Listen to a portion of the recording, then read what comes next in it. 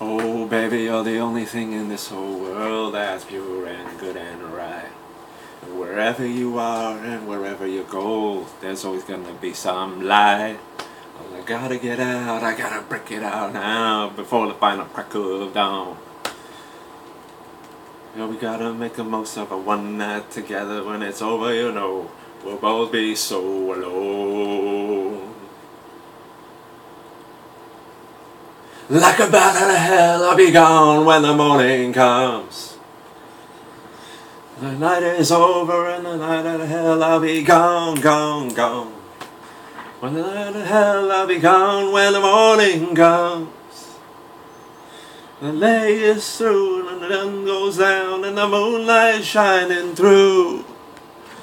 And like a sinner before the gates of heaven, I'll come crawling on back to you. Like a sinner before the gates of heaven, I'll come crawling on back to you.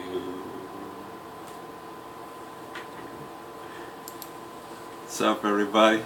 It's rocking out a little bit, you know how everything is. Wearing my Omega Seamaster 1020 automatic. And I've been just thinking recently, because I was looking through eBay for months and months now, and I've been spotting some really good deals on a Rolex Datejust, vintage of course. Vintage Rolex Datejust. Going for like 1,700. And another one I saw was 1,850 or something like that. And those are steals. Those prices are real bargains. And unfortunately, they don't really last long.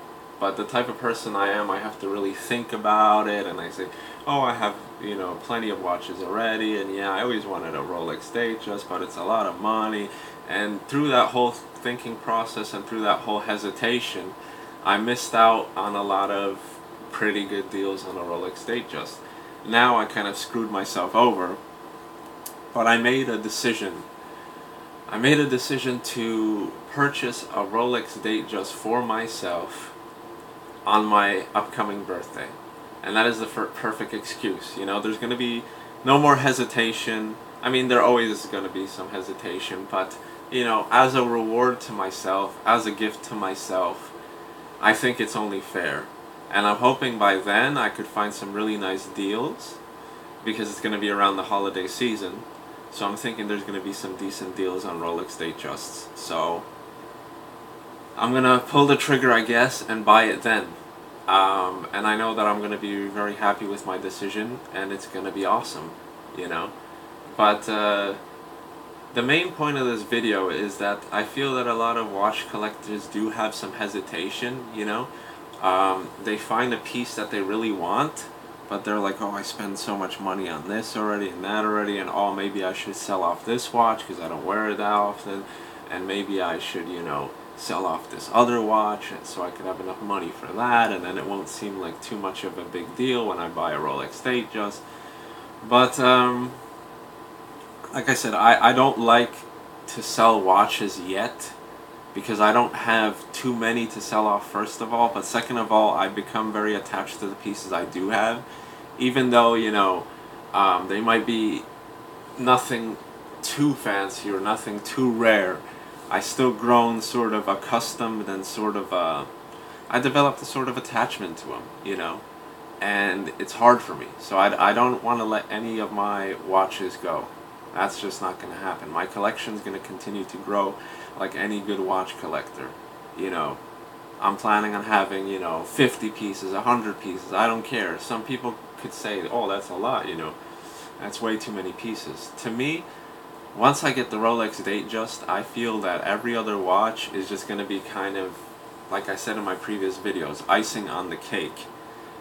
I will still want to buy some other watches. Like I had my eye on a Hamilton Jazzmaster that's new, but I also had my eye on vintage vintage Hamiltons that were made in the USA, which were really good pieces, and I found several of them for really good prices, solid gold and all that good stuff, very nice pieces.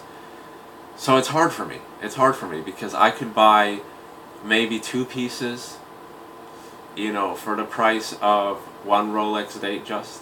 You know what I'm saying? So it's a very difficult decision, but like I said, at the moment I put a lot of money in some investments. So as I've said before, I really wanted to buy it for 1,700, 1,850, but I'm like, oh man, you know, I put money here, I put money there. So I'm kind of waiting on those investments to return some profit, and hopefully that happens around the holiday season. And you know, I could definitely have an excessive amount of money by then, so it won't seem as of a big deal, you know.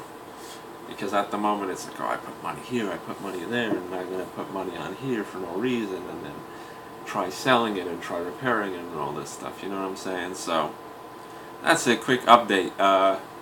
For anybody that is hesitant on watches, I want to say is save up your money. Don't spend it frugally. Like, instead of eating at fancy restaurants, just eat at McDonald's, or eat, you know, spaghetti or something. Make yourself spaghetti at home, and every dollar saved is great, because, you know, you could use that towards your watches, you know. And it's not a frugal waste. I mean, not frugal. I mean, it's not a major waste of money if you drop 2,000 or something on a Rolex Datejust, because you could always get that money back. Whereas you buy, let's see, some sort of electronic device for 1,500, it's going to depreciate in value in pretty much a couple of months. So if you try to sell it on eBay in like 2, 3 months, 4 months, it's going to drop drastically. Like, you look at any new electronical doodads, like when the Xbox One came out and the PS4, or whichever one is out right now, when it first releases, it's like $600, whatever. Now you can get it for like $200. You know what I'm saying? So that investment is not necessarily profitable. Whereas watches, you could wear it, you could use it as much as you want, and you're most likely going to get most of your money back. Anyway, take it easy.